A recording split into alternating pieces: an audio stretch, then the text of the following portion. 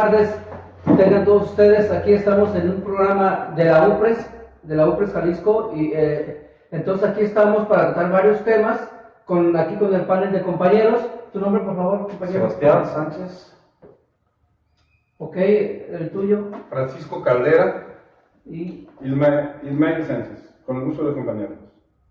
muy bien, pues entonces aquí vamos a desarrollar el tema de elecciones internas de Morena y la candidatura de Alfaro. Vamos a ver cómo se van desarrollando todos esos temas, muy candentes, muy buenos, y vamos a hacer aquí las preguntas aquí a los compañeros presentes. Compañero Sebastián, ¿usted cómo ve las elecciones internas? ¿Cómo se han desarrollado estas elecciones para Morena? Donde es un panorama medio difícil, medio complicado, con todo esto lo que ha hecho el INE, lo que ha hecho el TRIFE. ¿Tú cómo ves el panorama? ¿Cómo palpas lo que es la integración del Comité Ejecutivo de Morena, todo lo que es Morena en su conjunto aquí en el Estado de Jalisco y en México? Bueno, yo veo mucha incertidumbre en lo que se refiere al tema Jalisco. No ha habido claridad de cuál va a ser el procedimiento para poder elegir a los representantes. No ha habido claridad ni siquiera en si se va a constituir un comité ejecutivo estatal, si va a ser una comisión, si va a ser un delegado enviado por el centro. Yo veo que hay mucha desinformación. Yo creo que las autoridades nacionales deberían clarificar cuál va a ser el proceso, cuál va a ser la forma de elegir a los representantes. Porque pues, hasta ahorita no se sabe nada. Ha sido una serie de rumores, una serie de mala información generada desde el centro para acá, con una absoluta irresponsabilidad por parte de las autoridades centrales de Morena. Se tiene que clarificar, se tiene que poner claras las bases. Han salido 3 o 4 convocatorias, mismas que han sido revocadas. Tenemos un presidente nacional que fue el resultado de un proceso electoral interno vergonzoso para nosotros los morenistas desde mi punto de vista, porque los mismos morenistas o pseudo morenistas provocaron que se llegara a esta situación que le convino más a las autoridades electorales, que es el caso del INE y el TRIFE. Ellos querían algo similar, querían un presidente a modo que pudieran controlar, y se les dio. Tenemos a un peñanietista como presidente nacional de Morena, un cuate que apoyó, que firmó el Pacto por México y todas las reformas estructurales. O sea, estamos muy mal, tenemos que recomponer el rumbo, y también hago responsables a los 3 órganos de autoridad de Morena de lo que está pasando en Jalisco, al Consejo, al Comité Ejecutivo Nacional y a la Comisión de Honor e Injusticia, donde está un personaje que se pide Díaz Polanco, que para mí ha sido una planta de ornato más en los pasillos de Morena, porque no ha actuado, no ha generado nada, no han tenido voluntad política para cambiar la situación en Jalisco. Ok, muy bien, de acuerdo. Compañero Caldera, ¿cómo ve la situación aquí de Morena Nacional? ¿Cómo ves? Pues, ¿Podría, digamos, Andrés Manuel salirse, por decirlo así, de Morena? A veces no entiende uno esto, ¿por qué no se ha apoyado más a Morena, siendo que fue el partido que fundó el presidente? No, o sea, todo este desbarajuste quizás también, no sé, quizás provocado también por algún error de Andrés Manuel de haber pronunciado la palabra encuesta, que no la debería haber pronunciado, porque entonces de ahí se agarraron varios personajes para hacer esta cuestión de encuesta y empezaron a desbaratar el procedimiento. ¿Qué opinión tienes de esta cuestión? Mira, yo considero que esa intromisión, porque así le tenemos que llamar, del INE, del Tribunal Electoral, definitivamente es una situación muy grave. Muy grave porque incluso se siente un precedente, y yo no estoy exagerando, incluso es un precedente de jurisprudencia a nivel mundial, porque en ningún lugar del mundo, en ningún país del mundo, tanto la autoridad electoral como en un momento dado la autoridad electoral no ha permitido o no ha agravado la situación, o sea, no ha hecho un acto tan alevoso, no ha hecho un acto tan de entrometerse en la vida partidista, en la vida, vamos a decir, interna del partido. Y ese es el precedente que yo lo considero incluso a nivel mundial, porque no se ha dado en ningún lugar del mundo, que sea la ciudadanía la que elija a las autoridades electorales, a la representación electoral de un partido. O sea, Eso definitivamente siente un mal precedente a nivel nacional y a nivel mundial.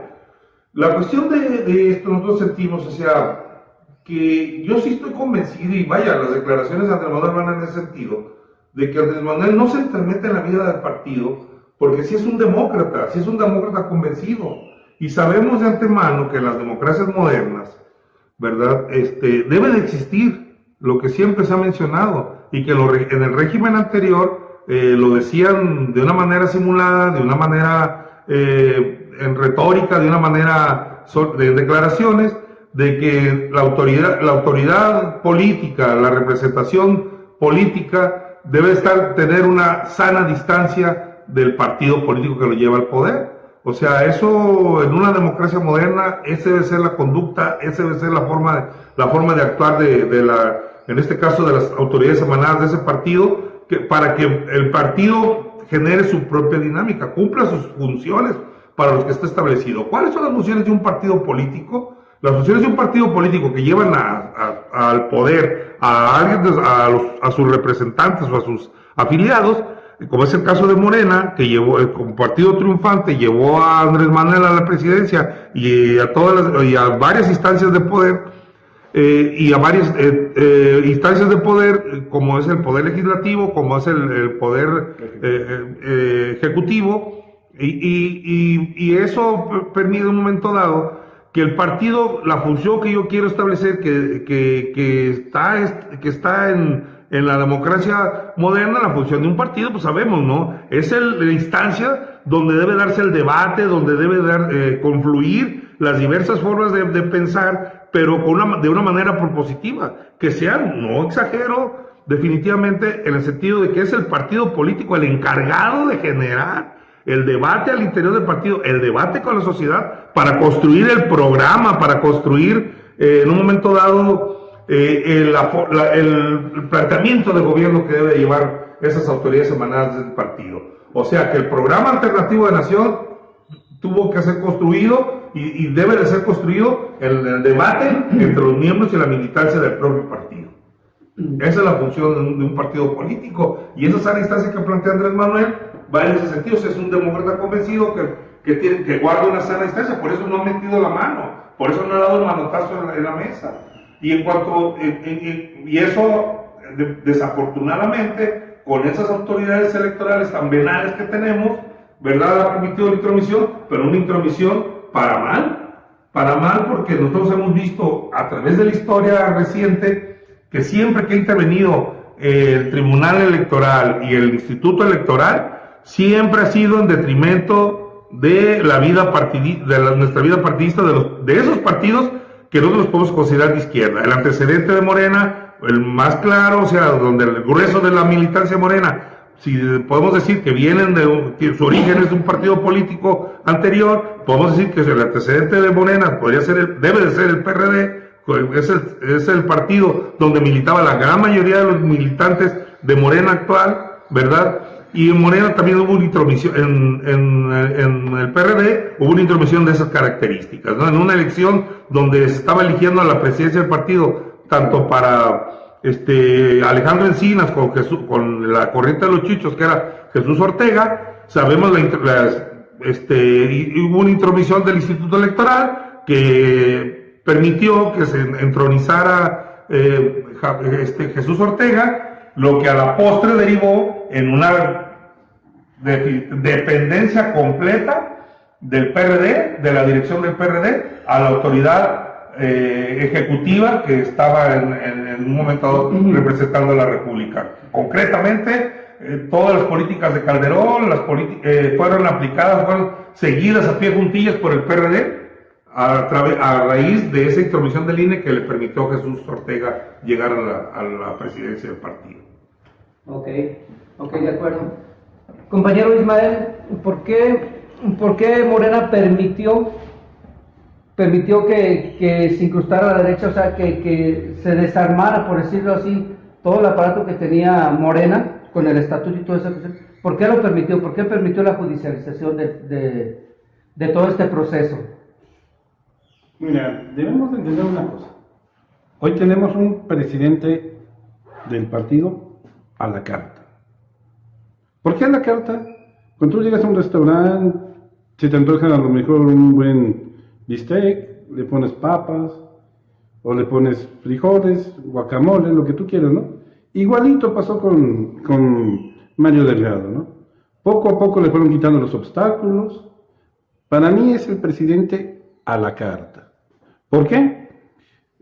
Simplemente había algo importantísimo dentro del Estatuto de Morena, que para ser presidente del partido debería ser del Consejo Nacional. Y para pertenecer al Consejo Nacional te tienes que llevar las bases, te tienes que llevar a ganar una elección estatal, una elección nacional. Hay un procedimiento que debe de seguir. Entonces, pues le quitaron ese pequeño obstáculo para él, ¿no? Segundo, una vez que ya podía ser candidato a presidente, resulta que también le dan 3 oportunidades de hacer una encuesta. O sea, ¿cuándo has visto que en un partido político se definen 3 oportunidades, así sea ganado por medio punto, 1 punto, por un voto, ¿no? Ahorita lo estamos viendo en la elección de Estados Unidos, ¿no? Donde Biden está ganando por 1.200 votos Georgia, ¿no? Ujú. Y va a ganar, así sea por 1 punto, o 2 puntos, o 2 votos, o 3 votos, ¿no? Entonces, desgraciadamente y vergonzosamente, tuvimos un presidente a la carta que utilizaron todas las conexiones que tienen dentro del INE para él hacerse del poder y de la presidencia. Es decir, no viene desde las bases. Donde dieron supuestamente lo que viene siendo las encuestas, pues quién sabe cómo lo hicieron, ¿no? ¿Qué metodología usaron? ¿A quién le hablaron?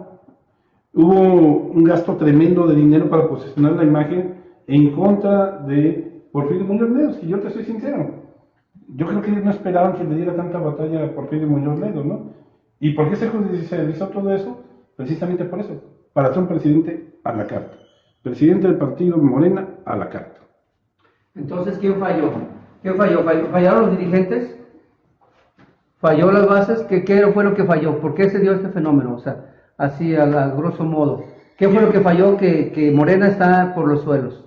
Falló que algunos dirigentes tenían ambiciones, ¿sí? Y esas ambiciones llevaron a romper todos los estatutos, ¿sí? Todos los estatutos de Morena, y lo judicializaron por eso, para romper los estatutos de Morena, ¿sí? Asomaron las narices del INE, el cual no debe asomar la nariz porque esas las cosas las debemos de resolver internas nosotros, entre nosotros. Pero mira, este juego se llama Sin Llorar. Y el juego Sin Llorar significa aguantar todo y dar la lucha hasta el final, precisamente una lucha por las causas sociales y por la justicia social. Ok. ¿Algún comentario, compañeros? Precisamente por lo que comenta Ismael, lo que bien acertadamente le dice Francisco, por eso digo yo que la elección de Morena debería hacernos sentir vergüenza, porque una corriente interna de Morena, en complicidad con las autoridades electorales, hizo posible que se llegara a esto. Esto no es gratuito, hay una corriente al interior de Morena encabezada por Alejandro Rojas, que es el esbirro de Ricardo Monreal, que provocó que se llegara a esto. Los ataques a Morena no son de una corriente, es un ataque de toda la estructura, de todo los grupos empresariales, todos aquellos que se van a ver afectados por la cuarta transformación. Los que están ahora pagando impuestos después de muchas décadas de contar con la complicidad del gobierno, de no pagar, inclusive que se les regresaba, algunos chairos que tienen el síndrome de Doña Florinda, como le decía Rafael Correa, ¿no? O sea, de mendigos pobres con complejo de ricos, que están apoyando que quieren que regrese el neoliberalismo a imperar en el país.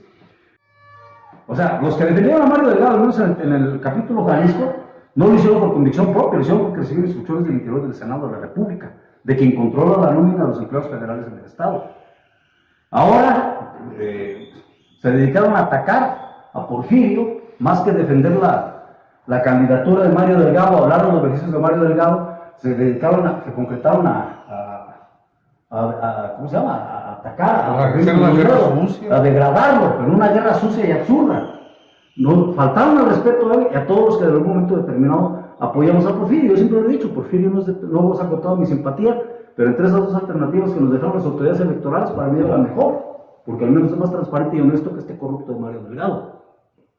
¿Qué sigue? Ahora los mariodelgadistas nos van a llamar hipócritamente a la unión, a la unidad, súmense, reconciliémonos, somos muy buenazos, etcétera, etcétera. Cuando nosotros no aceptemos al espurio presidente que tenemos en Morena, nos van a decir que somos los divisionistas, nos van a decir que somos los renegados, que no sabemos perder. Pero nosotros, al menos en mi caso personal, yo no defiendo a un personaje. O sea, yo no defiendo a Porfirio Muñoz Ledo, yo no defiendo a cualquier otro que se haya postulado, yo defiendo un proyecto de nación que se llama Cuarta Transformación, y Mario Delgado es un enemigo de ese proyecto.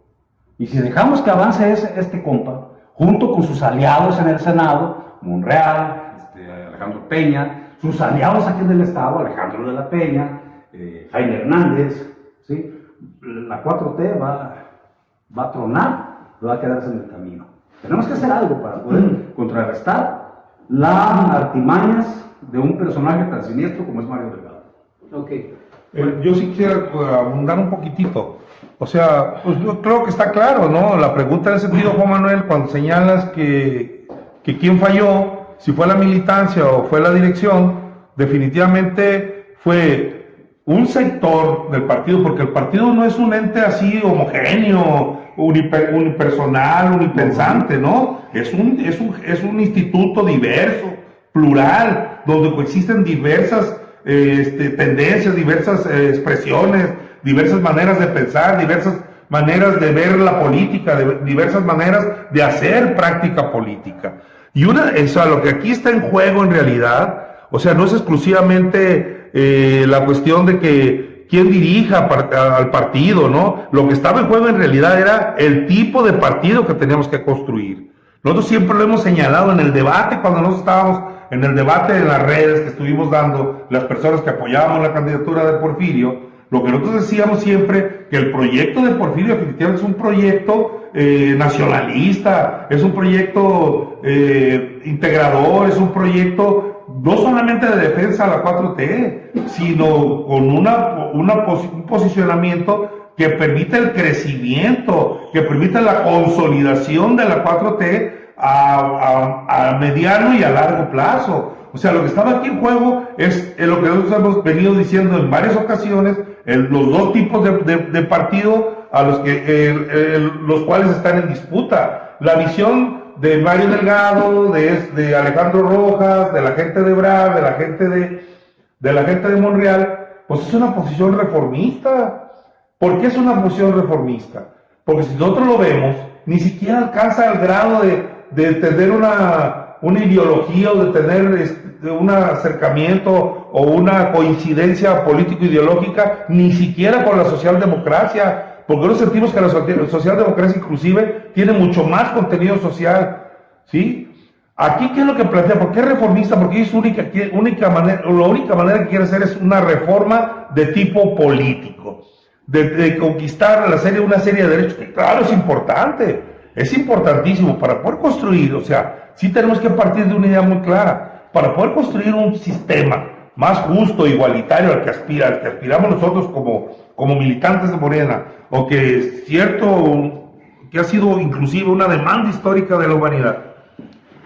Lo que nosotros planteamos es que no solamente construye una democracia, sino que esa democracia de alguna manera representativa, ¿verdad? Que es a nosotros lo que yo sí quiero clasificar, que la posición tanto de Ebrard como de Mario Delgado, bueno, en este caso Ebrard, que es el patrón de Mario Delgado, y Monreal, que se inscriben en una ruta ideológica de demócratas liberales, que lo que plantean para este sistema es la instauración política democrática del país, pero sin un contenido social.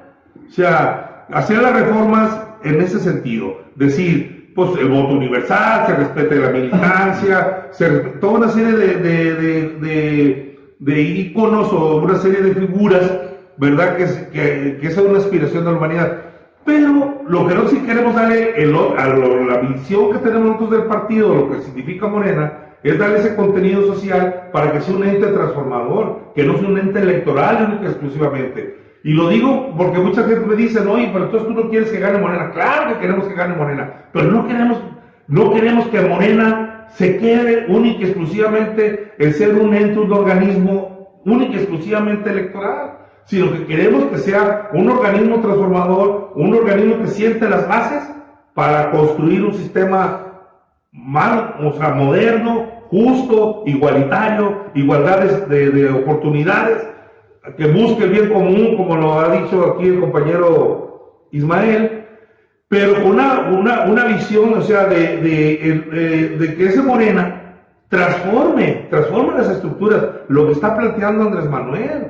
O sea, una serie de medidas, definitivamente, tanto del presidente, en este caso, Andrés Manuel, como esa corriente de Morena en la cual nosotros nos adscribimos, que nosotros decimos, pues, que sí es la necesidad de construir una sociedad democrática para después partir a construir ese sistema más elevado, más justo, igualitario, con el hombre nuevo, un hombre libre de prejuicios, un hombre libre de intereses económicos, donde verdaderamente desarrolle su ciudadanía y su humanidad.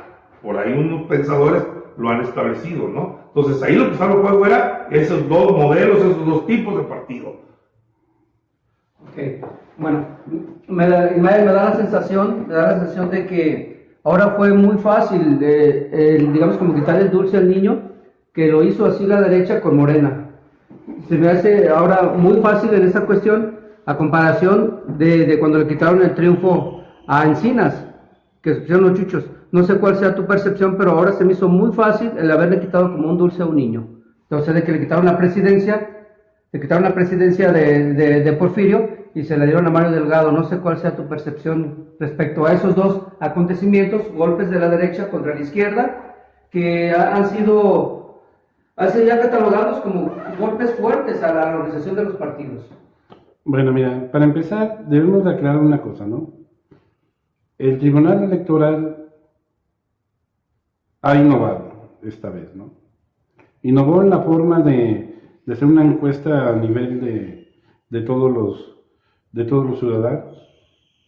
Y si tú me dices, fue tan fácil como robarle un dulce a un niño, pues simplemente lo judicializó. Utilizó de bastón al Tribunal Electoral para efecto de lograr todos los cambios que querían para que fuera candidato, ¿no? Esto me recuerda también a Fox. Cuando antes constitucionalmente solamente podría ser candidato a presidente quien fuera de madre y padre mexicano. ¿Sí? Y para eso, Carlos Salinas de Gortari, en la época de Salinas de Gortari, pues hubo ciertas reformas y pudo entrar Fox como candidato a presidente de la República y ganó, ¿no? Entonces se veía viniendo. Yo sabía que la tercera encuesta no iba a ganar ya Porfirio Muñoz Ledo. Había llegado muy lejos Porfirio Muñoz Ledo. Le empezaron a inventar una serie de cosas a Muñoz Ledo, pero realmente yo ya sabía que la tercera ya no iba a salir, porque era un presidente a la carta, con un objetivo de que saliera. Ahora, tomando en cuenta que él es gente de Marcelo Ebrard, yo creo que Marcelo Ebrard no necesita de eso, ¿no? Yo creo que Marcelo Ebrard su trabajo debe de hablar.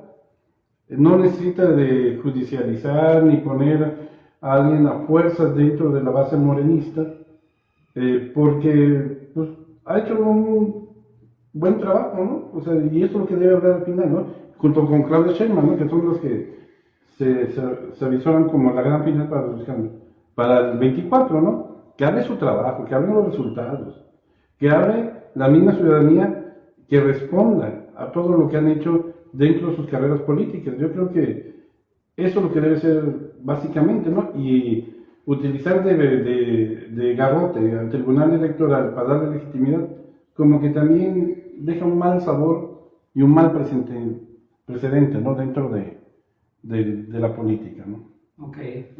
Bueno, pues así rápidamente como para pasarnos al otro tema, ¿qué viene para Morena? ¿Qué viene para Morena? Brevemente, de aquí para adelante, para los de las elecciones, ¿qué es lo que viene? ¿Cómo se van a conjuntar las fuerzas? ¿Cómo se van a decidir a los candidatos? ¿Qué es lo que viene para Morena? Quien quiera contestarlo. Breve. Bueno, para Morena todos sabemos que como pertenecientes a un partido que es una institución, ¿verdad? Ahí existe lo que yo siempre he dicho a la militancia, porque mucha militancia es incertidumbre que se ha generado y esas dudas que le generan a la militancia. Hay una instancia donde se va a dirimir todas esas diferencias, todas esas faltas de ponernos de acuerdo. O sea, ¿cuál es la instancia? La instancia lo establece perfectamente el estatuto.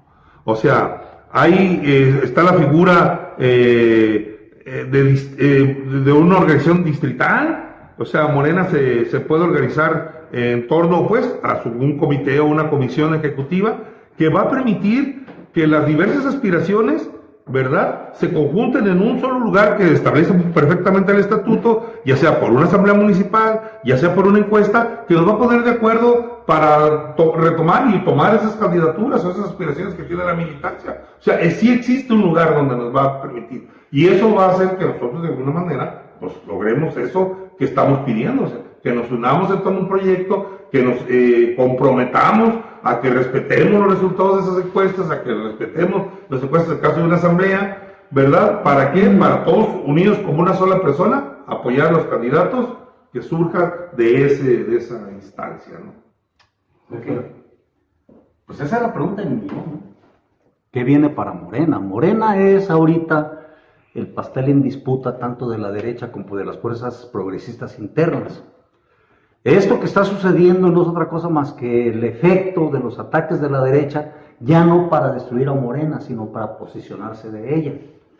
Sí, o sea, ya no la derecha ya no está buscando desaparecer a Morena, sino ahora busca controlarla, porque Morena como partido debería ser o debe ser el soporte de la Cuarta Transformación. Nosotros lo platicamos antes de las elecciones del 18, una vez que se diera el triunfo entre Manuel López Obrador, todo el mundo iba a ser morenista, todo el mundo iba a ser López Obradorista, y Morena se llenó y se invadió de muchas gentes que otrora de ultraderecha o de derecha, o neoliberales, priistas, porque ahora la marca que les da votos es Morena, y están aquí. Y ahorita todos te hablan de que van a apoyar a la 4T, van a apoyar a López Obrador, y la palabra más usada en Morena, más choteada, es la de unidad, pero todos quieren la unidad en todos sus proyectos individuales, que para nada tienen que ser necesariamente coincidentes con el proyecto de la Cuarta Transformación. Morena está ahorita en un parteaguas, se inclina a seguir defendiendo los postulados de la Cuarta Transformación, los 50 puntos de Andrés Manuel, la verdadera transformación, el emergimiento de las clases sociales bajas, de la reducción de los índices de pobreza, un reparto de la riqueza y del ingreso más justo que el que hemos tenido históricamente en el país, o la derecha, que no es nada más la derecha nacional, ahí debe haber también injerencia de grandes transnacionales, se posesiona del partido, sigue Morena en el poder, pero con un rumbo diferente, con un rumbo distinto. El 21 es clave. Una vez platicaba ahí con un supuesto líder de Morena y dice, es que hay que hacer la unidad, hay que ganar, pero no se trata de ganar por ganar, o sea, no se trata de llevar personajes a ocupar puestos, se trata de llevar a esas posiciones a gente que esté convencida y que defiende el proyecto de nación. O sea, a esa corriente que es una mezcla entre priistas, perredistas y panistas al interior del partido, que están ahí conjuntados haciendo comités de no sé qué fregados en el interior del Estado, lo que les interesa es el ascenso al poder, cosa que es válida, porque al final de cuentas es el propósito fundamental de un partido político, pero no les interesa mantener vivos los principios de transformación de una cuarta etapa histórica que plantea Andrés Manuel López Obrador. O sea, no se trata de llegar al poder por el poder, de tener gobernadores, tener diputados y eso. Necesitamos tener gente convencida de que este proyecto de nación es viable, de que es lograble y que es justo, para poder seguir avanzando, ¿no? Ok. Ismael, de acuerdo, vamos entrando al otro tema de Alfaro. Enrique Alfaro, el ingeniero Alfaro, ¿tú cómo lo ves? ¿Sí lo ves sí crees que sea el candidato de la derecha, ahora sí que el candidato del Tucón, por decirlo de alguna manera, si se unen todas estas fuerzas rumbo al 24, ¿tú crees que sí sea el candidato de ellos? De alguna manera la Alianza Federalista pues está haciendo su trabajo, para posicionar a alguno que otro personaje de estos, pero al parecer Alfaro es el que lleva a mano. ¿Tú sí lo ves como candidato de todos unidos contra Morena para el 24? No, la verdad es que yo no lo veo como el candidato de todos unidos contra Morena. Yo espero que próximamente, a lo mejor a partir del siguiente año, se peleen Javier Corral y Enrique Alfaro para ver quién quiere ser el candidato de Morena, pero es un volado con posibilidad de perderlo para el Alfaro. Por muchas razones.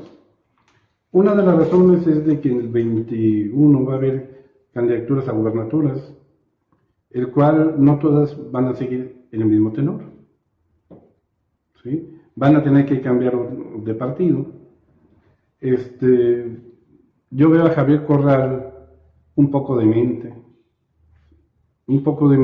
y veo que entre ellos dos va a haber una pelea política acérrima para ver quién va a ser el candidato, y a lo mejor también se mete el gobernador de Querétaro, aunque pues ya tiene sus manchas ahí por los videos de corrupción que ya tuvo, ¿no? Todo lo que están haciendo es político, ¿no? Ahora Alfaro quiere decir que va a crear su propio sistema tributario. ¿Cuánto saldría el propio sistema tributario para él, no? Uh-huh.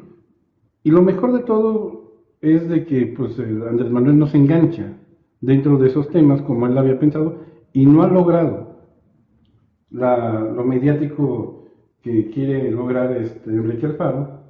No lo logró con la refundación.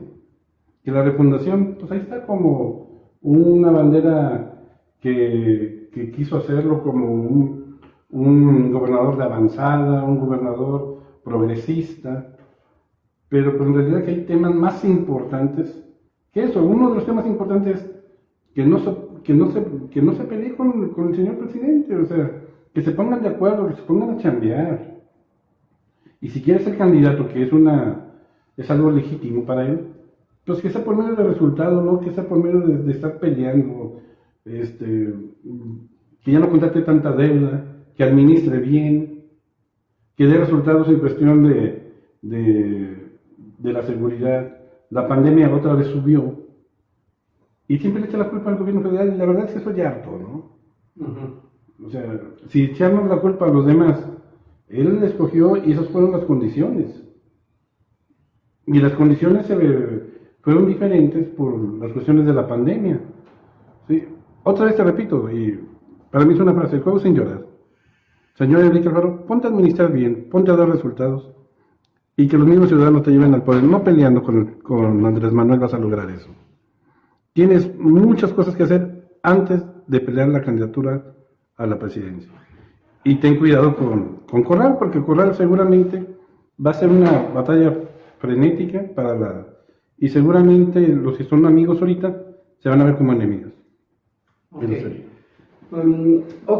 Aquí el compañero Caldera, por ahí se le hacen algunos señalamientos a Enrique Alfaro, pues que anda con el crimen organizado, o sea que de guachicolero también cuando estaba gobernando Tlajomulco. La periodista Anabel Hernández también, que sí lo acusa unos días antes de que fuera la elección aquí en el 18 en Jalisco. Todos estos señalamientos de represivo, ¿verdad? Por ahí algunas personas también le dicen el duche, ¿verdad? Entonces, ¿cuál es todo esto que va arrastrando este señor, pero que de todos modos lo ha sorteado, pero para su bien? O sea, para su bien de él, o sea, para poder llegar a la presidencia. ¿Crees que pueda lograr eso este señor Alfaro? Bueno, yo antes que nada quiero hacer una pregunta, ¿no? ¿A quién le cree? ¿A Anabel Hernández, a la periodista Premio Nacional inclusive de Periodismo, cuando hace el señalamiento y lo acusa directamente a Enrique Alfaro que él forma parte del crimen organizado, que es un narco? ¿A quién le creemos? ¿A Anabel o a Enrique Alfaro, que ha estado de alguna manera negando, ¿no?, ese señalamiento? Definitivamente, pues yo creo que aquí está muy clara la posición, ¿no? Yo le creo a Anabel. Y efectivamente, Enrique Alfaro forma parte del crimen organizado. Enrique Alfaro también tuvo sus antecedentes guachicoleros. Y Enrique Alfaro no solamente, o sea, en su pasado o en su currículum o en su biografía anterior, tiene esa serie de, podemos decir, de pasivos. Si de su propio periodo de gobierno, lo que lleva, el poquito tiempo que lleva encabezando el gobierno del Estado, pues ha dado muestras, ¿no?, de generar una política antipopular, una política que ha golpeado a los sectores más vulnerables de Jalisco, y que efectivamente la visión que tiene para la resolución de los problemas que plantea el Estado, que son profundamente marcados, profundamente importantes, ¿no? Como puede ser no solamente el tema de la inseguridad, ¿no? Sino que desafortunadamente a nivel nacional, haciendo un comparativo con las demás entidades del país e inclusive contra el propio gobierno federal, el saldo para Jalisco ha sido muy lamentable, ha sido muy negativo. O sea que el gobierno de Enrique Alfaro, pues no, o sea, entró como gobernador cuando inició su periodo con muchas expectativas, pero actualmente definitivamente ha roto con todas esas expectativas, ha dado al traste con esa gran, podemos decir, con ese gran acervo democrático, con ese gran poder que le había dado el voto popular, y echando por la borda con resultados, con malos resultados, ese acervo que él traía, ¿no? Que lo había dotado a la ciudadanía. O sea, definitivamente el gobierno de Alfaro es un gobierno que ha quedado de ver a los ciudadanos, que no ha cumplido con las expectativas. Algo muy importante también, que ha faltado a todas sus promesas de campaña. Sus promesas de campaña, que es, por decir, es el empeño de la palabra, y lo que debe de contar en un gobernante, lo que debe de contar en un político, es su palabra. Su palabra es lo que le da, es como decían nuestros padres, ¿no? La palabra que empeñamos es la que te da a ti podemos decir, esa dignidad, ese talante, a tu figura, el respeto a tu figura, ¿verdad? A tu individualidad, y eso, definitivamente, eso también en ese renglón ha fallado. Miren, varias de las promesas de campaña, por ejemplo, de este gobernante o de este gobernador, una de ellas fue que no iba a endeudar Jalisco, cosa que cuando asumió la gobernatura, nos damos cuenta que fue el primer renglón, ¿no? en el que incumplió. Inmediatamente empezó a contratar deuda con el programa GL a toda máquina, endeudamientos directos por 1.200 millones de pesos para resolver una cuestión de darle ese giro ahí a algunos pagos de que tenían que hacerse de gasto público, y en ese renglón. En otros renglones donde ha incumplido también ha sido, por ejemplo, que no iba a aumentar los impuestos, que no iba a aumentar el costo de los servicios, y nosotros damos cuenta que año tras año ha estado aumentando todos los servicios que proporciona el gobierno del Estado, como licencias, como refrendos, como por encima de la inflación, que ha generado, por ejemplo, las tarifas del agua. Ustedes pueden ver, antes de que entrara Movimiento Ciudadano al poder, tanto en los municipios como hoy en el gobierno del Estado, todos esos servicios como el agua potable, ha visto que año tras año han estado en un aumento muy desproporcionado en relación al propio aumento que se podría justificar, porque sería lo del aumento de la inflación. Entonces, todo ese tipo de compromisos incumplidos de parte del gobierno le ha generado, pues, lo que nosotros ya hemos palpado en la vida pública. Es una realidad que podemos decir que la gente que aprueba la gestión de Alfaro es una mínima parte. Estamos hablando de un 20% de la ciudadanía que aprueba la gestión de Alfaro, contra un 80% que ve que definitivamente Alfaro, o sea, su figura no le alcanza en esas condiciones, ¿verdad? No le alcanza para buscar esa aspiración, que es su sueño que él ha tenido desde su participación política, que empezó a entrar, ya podemos decirlo, en las grandes ligas, que es la aspiración a ser candidato a presidente. No solamente por su pasado inmediatamente anterior, sino su propia gestión de gobierno no le alcanza para una candidatura al 24, porque ha sido un gobernante efectivamente con un programa antipopular, un programa, de hecho, con una similitud, unas coincidencias completas a un programa completamente de ultraderecha. Ok, bueno, compañero Sebastián, ya para terminar, por ahí hay unos grupos de ciudadanos donde pues le han hecho manifestaciones al gobernador, haciéndole ver pues sus errores y pidiéndole la revocación de mandato. ¿Tú crees que se pueda dar la revocación de mandato que no llegue a terminar su periodo de 6 años o por dónde se le podría dar si es que van creciendo las protestas? Primero, Alfaro es una gran burbuja de jabón, una gran pompa de jabón que tronó. ¿Y qué tienen las pompas de jabón adentro? Nada. O sea, el proyecto de Alfaro no tenía nada de beneficio colectivo. Alfaro llegó a estar a la par con nuestro presidente de la República en aceptación. El presidente se ha mantenido con altibajos y Alfaro ha venido en picada. El grueso de la ciudadanía ya no cree, como bien decía Francisco, en el proyecto de Alfaro. ¿Quiénes creen? Pues los que todavía esperan que en el calcetín el 6 de enero les den un regalito, los enfermos del síndrome de Doña Florinda, gente de clase baja que se siente de la clase alta y que desprecia la clase baja. Yo pienso que Alfaro sí se puede lograr su destitución como gobernador. Las movilizaciones sociales que se han hecho, las manifestaciones, la mentada, el levanteo, la recaudación de firmas, todo eso es importante, pero no es definitorio. No es definitorio porque lamentablemente la sociedad civil no tiene esa facultad para hacerlo. Sin embargo, hay funcionarios, que muchos de ellos de Morena, que es muy importante que ellos se involucren en este proceso. O sea, no es lo mismo la opinión de Sebastián Sánchez que la opinión de un diputado local o un diputado federal. Ellos son los que pueden hacer que se avance el proceso por la vía legal para que Alfaro pueda declararse un vacío de poder en el Estado. El Senado de la República está facultado para hacerlo. Yo pregunto si ya nuestra senadora hizo esa propuesta o llevó ese proyecto al Senado para que se haga.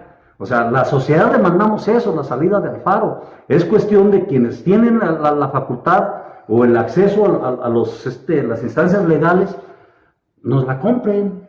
Tenemos 8 diputados federales, una sola diputada se ha pronunciado en contra del gobierno de Alfaro. Los otros 7 han guardado silencio. Una sola diputada, hay que reconocerlo, la Laurabelda Pérez, ha sido la única que se ha pronunciado en contra de esta dictadura regional que estamos viviendo con el Duce. Y los otros 7, ¿qué onda? Y los 6 diputados locales, ¿qué onda? Y todos los regidores que hay en los estados, yo sé que no es parte de su tramo de control, pero por lo menos pueden hacer un pronunciamiento, ¿no? En contra de todas esas injusticias sociales que están viviendo con Alfaro. Como bien decía Francisco, Alfaro prometió que no iba a subir el transporte urbano, fue una de sus primeras medidas. No iba a endeudar el Estado, fue una de sus primeras medidas. Pero ¿qué onda con los diputados? O sea, vuelvo un poquito atrás a lo que exponían de las organizaciones de las instituciones del gobierno de Morena. ¿Qué ha hecho Díaz Polanco, por ejemplo, cuando una diputada local vota para que se endeude Alfaro? ¿Qué han hecho con las 4 diputadas que votaron en favor de la constituyente de Alfaro? ¿Qué hizo uno de justicia? ¿Qué ha hecho ante este vacío de poder, estos huecos que están dejando nuestros diputados, nuestra senadora y nuestros diputados locales? No han hecho absolutamente nada. Cuando el señor Óscar Herrera vota en favor del endeudamiento, si no me falla la memoria, el PT lo expulsa inmediatamente.